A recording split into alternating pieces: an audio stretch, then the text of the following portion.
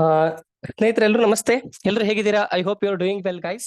So guys, ಇವತ್ತಿನ ವಿಡಿಯೋದಲ್ಲಿ ಒಂದು ವೈಫೈನ ಪಾಸ್ವರ್ಡ್ ಯಾವ ರೀತಿ ಕಂಡುಹಿಡಿಬೇಕು ಅಂತ ಹೇಳ್ಕೊಡ್ತಾ ಇದ್ದೀನಿ.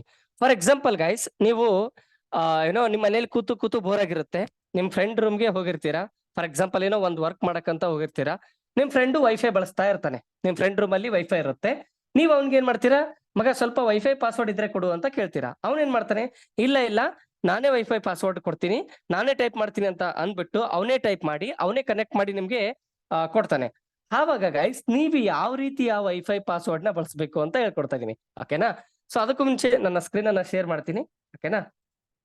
ಇಲ್ಲ ನೋಡಿ ಗೈಸ್, ಆಲ್ರೆಡಿ ನನ್ನ ಹತ್ರ ನೋಡಿ ವೈಫೈ ಕನೆಕ್ಟ್ ಆಗಿದೆ.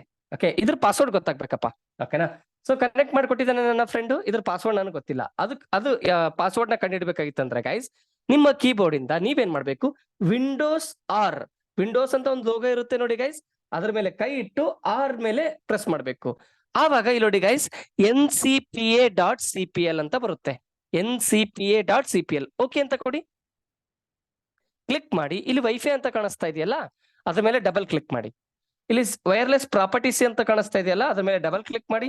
ಓಕೆ, ಸೊ ಇಲ್ಲಿ ಸೆಕ್ಯೂರಿಟಿ ಅಂತ ಕಾಣಿಸ್ತಾ ಇದೆ, ಅದ್ರ ಮೇಲೆ ಕ್ಲಿಕ್ ಮಾಡಿ. ನೋಡಿ, ಶೋ ಕ್ಯಾರೆಕ್ಟರ್ ಅಂತ ಇರುತ್ತೆ ನೋಡಿ.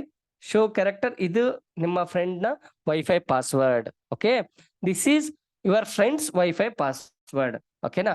ಇದೇ ತರ ನಿಮ್ಗೆ ವಿಡಿಯೋಸ್ ತರ್ತಾ ಇರ್ತೀನಿ ಗೈಸ್. ನಮ್ಮ ಚಾನಲ್ ನ ಲೈಕ್ ಮಾಡಿ, ಶೇರ್ ಮಾಡಿ, ಸಬ್ಸ್ಕ್ರೈಬ್ ಮಾಡಿ. Thank you guys. ನಮಸ್ತೆ.